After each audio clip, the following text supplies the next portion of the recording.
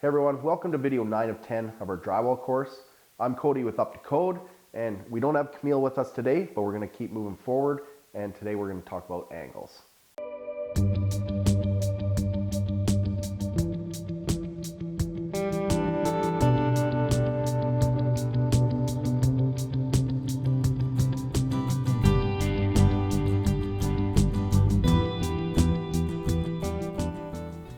If you've been following the series along, you'll know that in part 7 of 10, Camille and I started some of our angles already, and that was in the video where we started and did the first coat on the flats.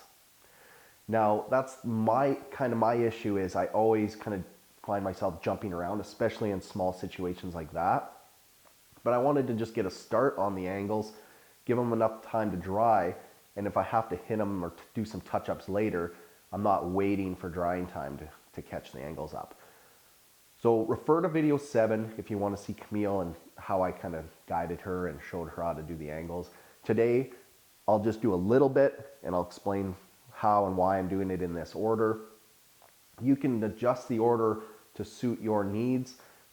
Just be aware that I sometimes, like I said, I jump around. So if you can keep on a bigger job, if you can keep a structured system, you're not having to remember, okay, I did that angle, but I didn't do that one because, you know, of this or that. So a systematic way on a bigger job is a lot more efficient for you. We're going to sand the one side of our angles today so we can coat the other, and that's because we have a little bit of wave and it's not perfect consistency because Camille did some angles and I did some angles, but so a little sanding is going to gain us and help us on the other side of the angles that we're working on today. But as you gain experience, if your mudding is nice and even and you just have the odd little high point or little spill over on the other side, it's more efficient if you can just scratch with your knife, coat away, and then just do your sanding all at the very end. But I'll show you one thing here. The block that I had originally was already spent. So I have these angle blocks, which work really nice. This one's brand new. Now it's a good time to start using a brand new one because I can use it lightly and start to wear out the sandpaper and get it a little bit dull. But before I even do that, I am gonna just scratch off, because these angles, these sharp angles are just so sharp that if you hit it wrong, you'll just gouge your work out and you'll have to refill it. I'm just gonna, even if you have a piece of plywood or something, just try to wear it down on something harsh.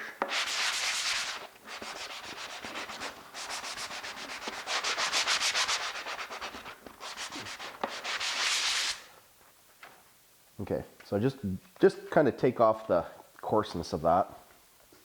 So this is what I'm referring to. Like here, there's a ripple from the putty knife. And then you can see up here, just a little too much going on, a little too much spillage on the other side. We're just gonna touch all this up today because, like especially here on this ridge, we're gonna coat this side, but this would transfer my mud here and I'd get a ridge over on this side. We'll just go lightly over it. You have to keep in mind that when you're doing and sanding like this, especially on the finish, once you're in that inside corner, do it lightly and then move away because it'll just gouge and dig right to the tape. And sometimes and I got rid of that ridge just really quickly. I don't want to sand too much, just enough to get rid of all the high points. Now there is a fine side and a coarse side. I'll try to use the fine side. So here, we're just gonna hit this inside corner quick, get any high spots off. Quickly for now. And I'll hit this top side, tight to that angle just once.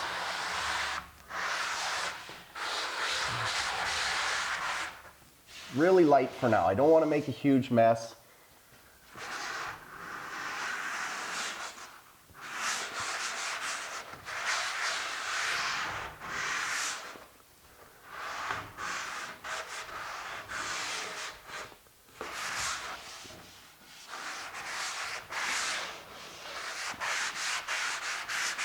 This I'm just hitting a bit heavier because when I hit my 4-inch around there, it built it up a little bit more than I wanted.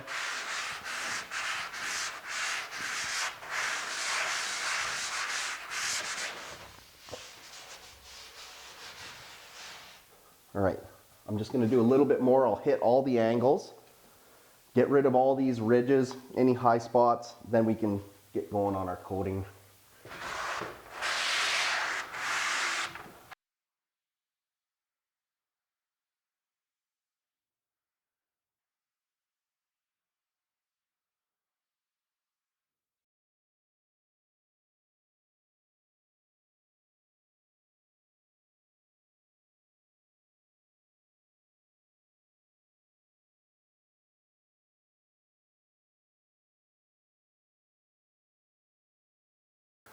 And just keep in mind, we've hit the insides, but if you have any hangies or any high spots where you're gonna coat, just get rid of those, like even this.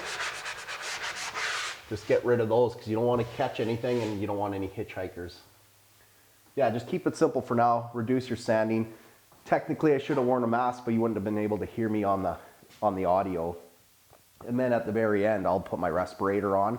But always mask up. You got to be safe. And yeah, I didn't create much right now.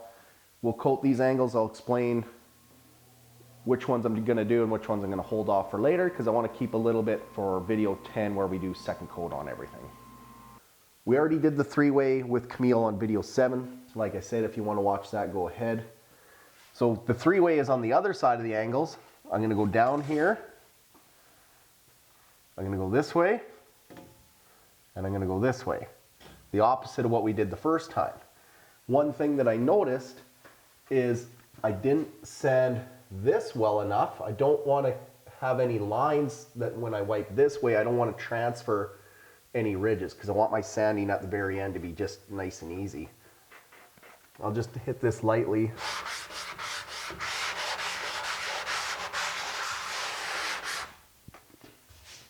The other thing that I wanted to note, in video 7 when Camille and I started the angles, we're doing a 6-inch knife because our taping mud got flared out because we're learning, and so it's not a perfect nice line. And it's extended out past, so I want to use a 6-inch to cover that. Now if you don't want to use a 6-inch knife, you want to stay with the 4, then you got to get rid of this taping mud.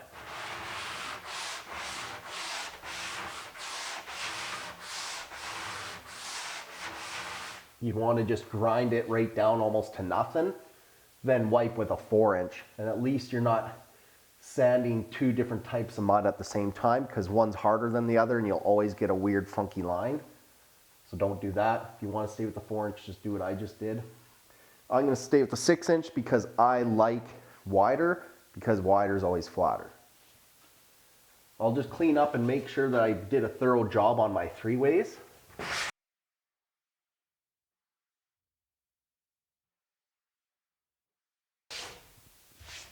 And this is where I start contemplating what to do. I don't want to jump around too much, but also want to get caught up on my angles. Today, we'll do the 3-ways. Now this one, I'm going to continue up and finish it off. And that way if I make a mistake, I can just do some little touch-ups later. I'll most likely, because nothing is interrupting this top angle, I'll hit this top angle all the way through. And then you have to decide if you want to follow straight through this flat or if you just want to end your 3-way, finish all your second coating, and then just finish this angle later. And the reason guys do 3-ways by hand is because if you're using actual bazookas or tools that make your job faster, you can flush up in, and your 3-ways done by hand. But if you have power tools, let's call it, you can just run into your angle, wipe it, you're done, right? So no matter what, you have to learn how to do a 3-way. Mud's still pretty thick. I haven't spun it down yet because I haven't started my second coat. So just gonna work it a little bit.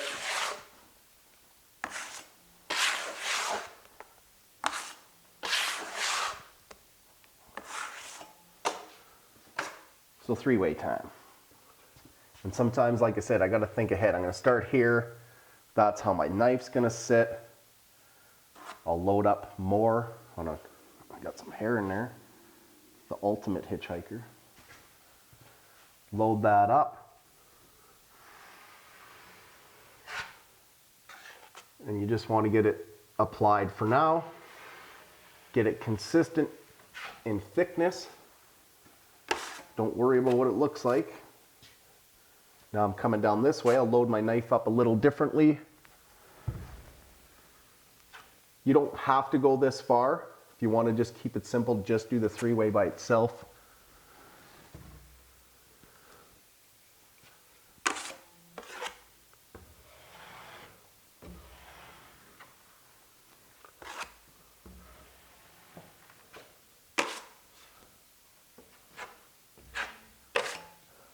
All right. Gonna just try to go fairly quick because I find sometimes when you're doing the other side of the angle, it somehow, it starts affecting the mud on the other side and it softens it.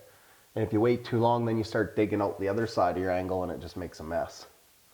So now this way down, I'll load up the left side. So as I spin it, we'll just grab mud like that.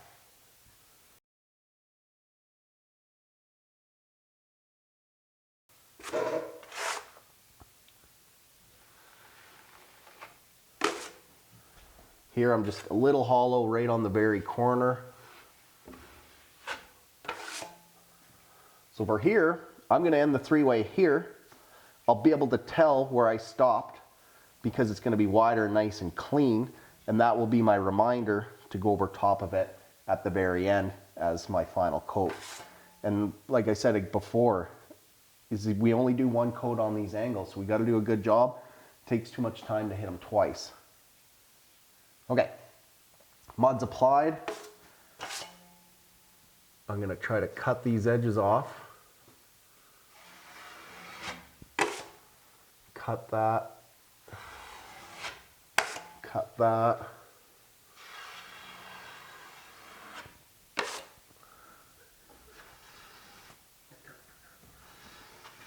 Cut that. That's a little awkward. I'm gonna just try to get around this corner here.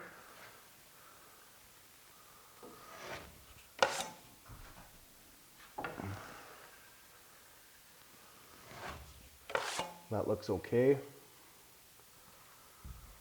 Just gonna take a little, just load up a little mud on my knife. Work it to this the angle. Now remember, I gotta tilt down so I don't wipe out from the other side. I'm just gonna cut this edge again. If you look carefully in the inside corner, I'm starting to get some weird chunkies. Oh, I corrected it there. But it's because it's kind of softening the other side. I'm just gonna hit this one. So I'm not gonna wipe, I'm gonna tilt it and then wipe. Ooh, and I'm a little hollow. I don't like that. Little bit hollow. I gotta reapply some more mud to that inside.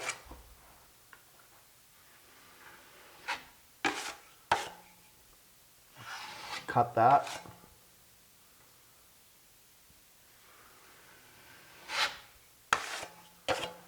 Okay.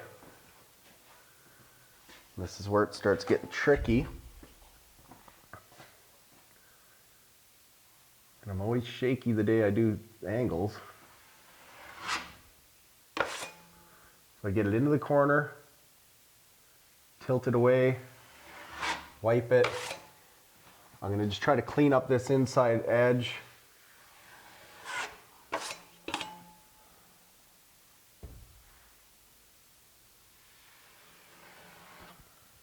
And a lot of times with drywalling, you have to know when to stop. Here, I have that weird little chunky business going on. I'm just gonna leave that. A lot of times I can either sand that out or I can just touch it up really slightly. And yeah, that's the three-way. That's ended. Now I can just continue this way.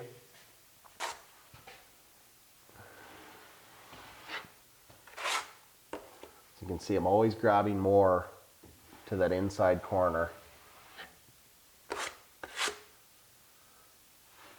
And then as I apply it, I just keep flattening out my knife more.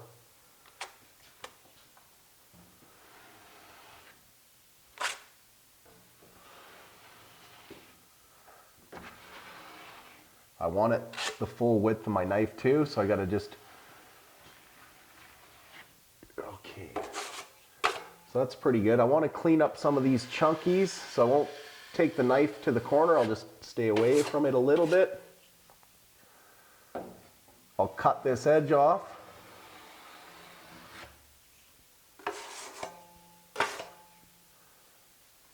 And then just try to execute this.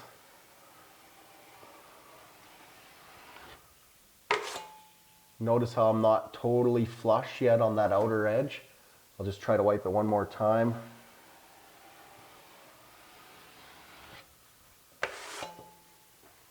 And like I said before, that little fine edge, I can get away with that. I can leave that and that'll sand out. I got a little chunky stuff going on there, and sometimes I think it just comes with experiences, whether you're comfortable enough wiping it the other way or just adding more mud. I'm not sure what the answer is because I don't mud every single day of my life.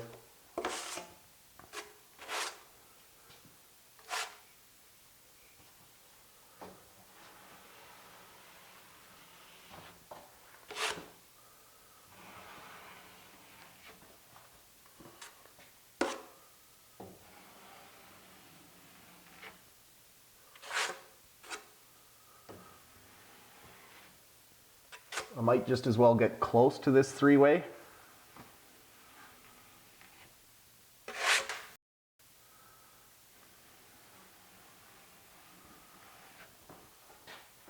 Feeling brave, I'm going to just try to go further and catch up, get rid of those chunkies in that corner.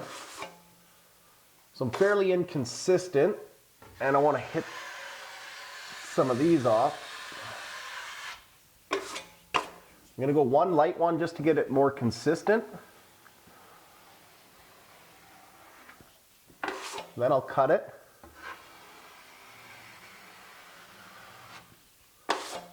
And hopefully one final go.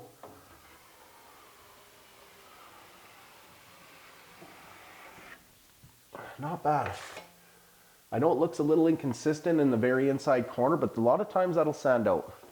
So three-way again, I want to explain what I'm doing over in this corner. And I don't want to overcomplicate it, but if I'm going to try to save most of this to the very last, we'll finish this part of the three-way, then here, down. I'm just going to end this like I did on the other side. I'll tie into it later and I'll run over my flats after my flats are second coated. And even this one, I'm just going to end it right here in between these 2 points. Then I know where I ended. I'll finish my second coat on my beads. Then I can finish that off too. So like I said at the very beginning, I probably jumped the gun on the angles a bit, but I just wanted to get started. But anyway, the other thing, just be thorough. Make sure there's no cliffhangers in the corners here. It's mostly just where the three-ways intersect. One thing I probably could have done differently too is pre-filled where my tapes overlapped. If I would have pre-filled those, it would have made this a lot cleaner and easier to run over top of earlier. And one thing that I'll point out too, you can probably see in the footage, remember when we did our beads, I still need to catch these up. I removed all the loose paper. The bead itself, the metal part of the bead is solid. It's not loose, so I don't need to shove mud in behind there. Loose paper's gone. I'll pre-fill those and get it caught up so when I do my second coat, these aren't going to shrink back and look gross.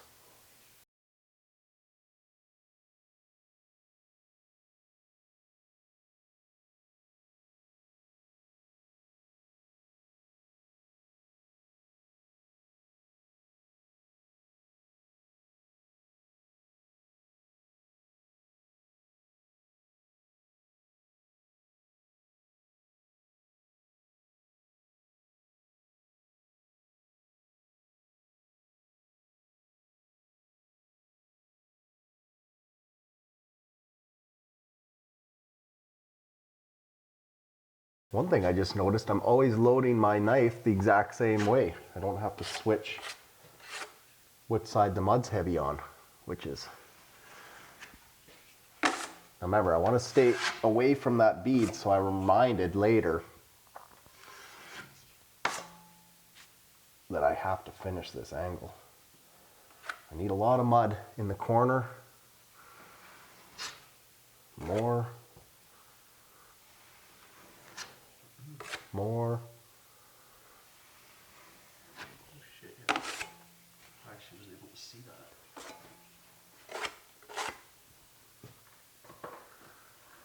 Gouged my work. Clean it up.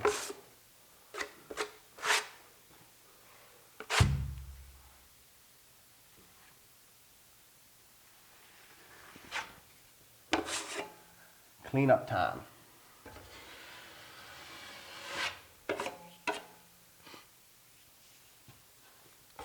Let's cut some edges.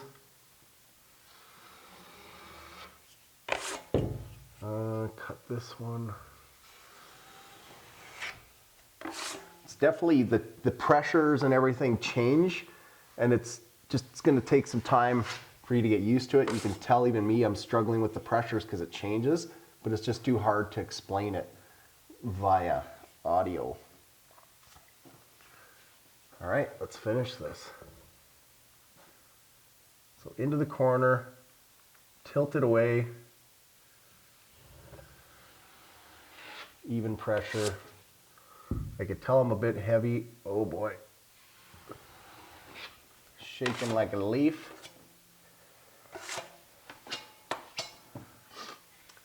Some of these cliffhangers here, I'm glad I thought of that term because I forgot about it. These cliffhangers I'll sand off later.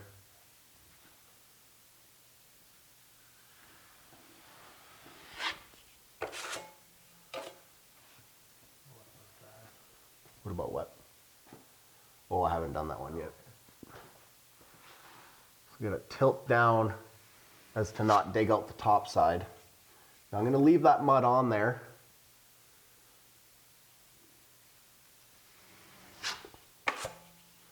One more. Clean the knife.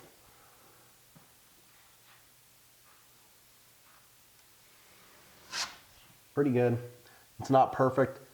Like I said, you got to learn sometimes when to stop and when to keep going. That finishes the angles. Might as well catch these up. I don't think I shot these top pieces when we did the bead video, which was number 8. We just need to get them filled.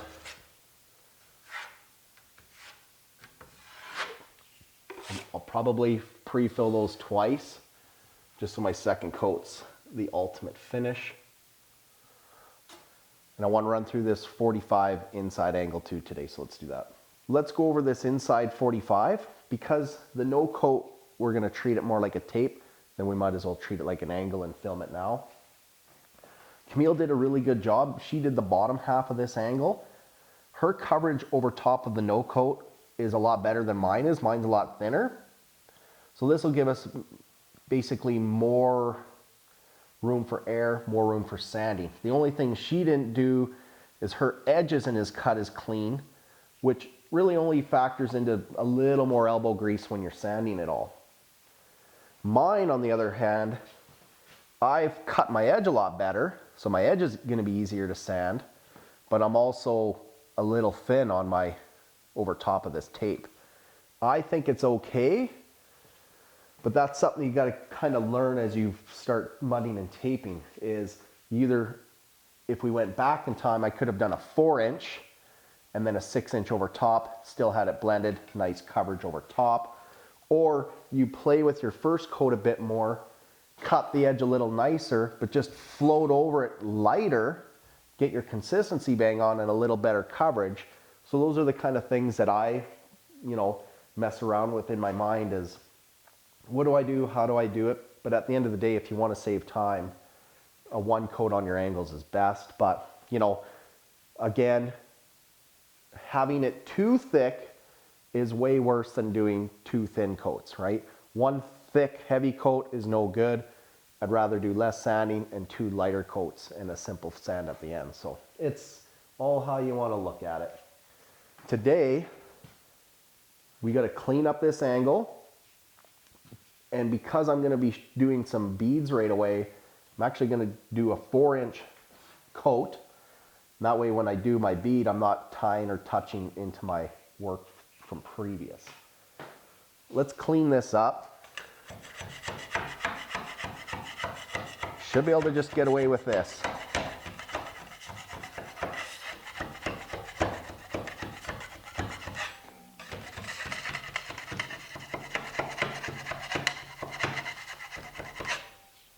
See, the problem is that we need to spread those lights out because you're standing in. We need to clean up this angle. We're gonna try to do it just with a knife. Now Camille's, she had a little more spillage. It's gonna be harder to knock off and not as clean. We're trying to reduce work and labor, so we don't want to sand it. So that's coming off pretty good. If you're too heavy, you either have to wipe off the excess on your first coat or leave it and just a little more work later. Close this up.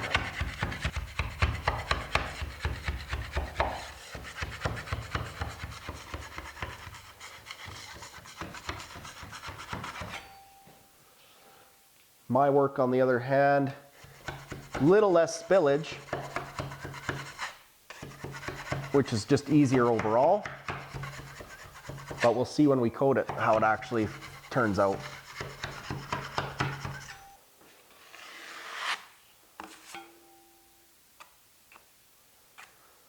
Let's just get it applied. I'll work up high to start.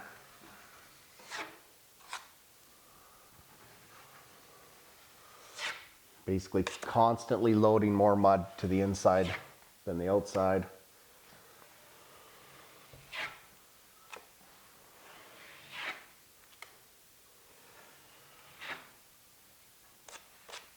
I'll get it applied, get it fairly consistent. We could try cleaning up this edge.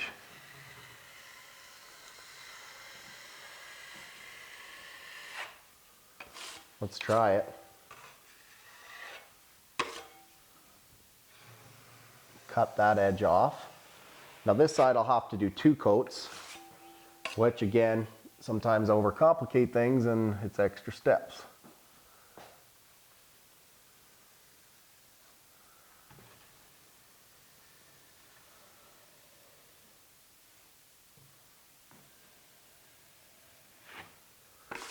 See, my knife is too far over into that corner. It's the hardest part is just finding that inside edge.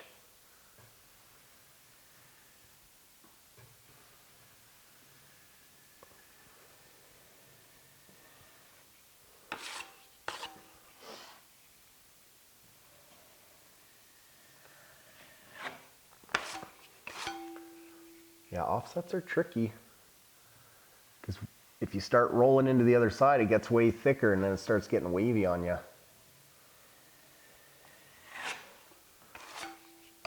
There we go. I think maintaining that inside edge is almost as important as anything else, maybe more important.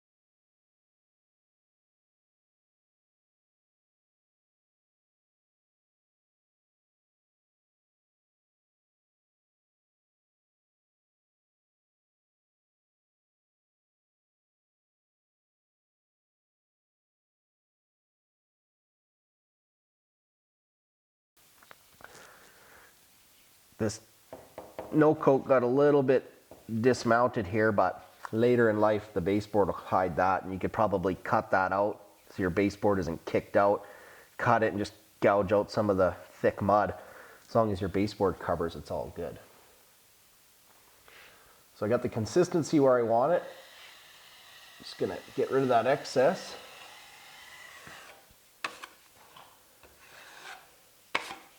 Cut my edge.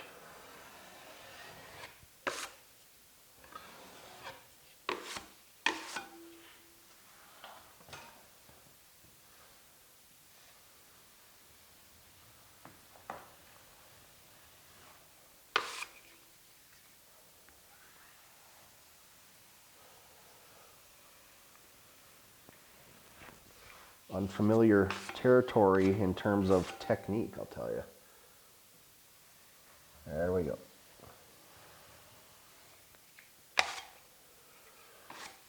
I'm going to cut this edge off and leave it.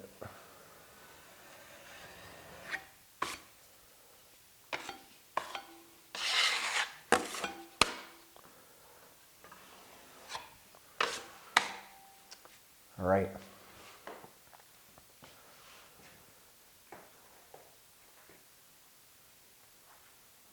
What would I do in real life?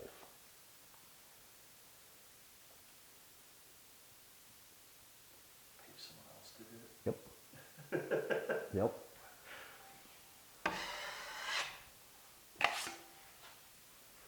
Okay. We are, I guess, okay. It looks pretty good. You can, I'm still not sure if I need or want to do a second coat here, but I could. If your inside has ended up getting a little bit mangled, then you definitely would do a second coat here and come back and do a second coat on the other side. I'll leave that up to you guys. I might decide differently as we go. Definitely need a second coat on this right side. Then that tearaway, we're going to consider that a bead. Plus we want to fill a second coat of flats before we come down across anything. So the next video, we're going to cover all the second coating and the final sand. So for today, thanks for tuning in.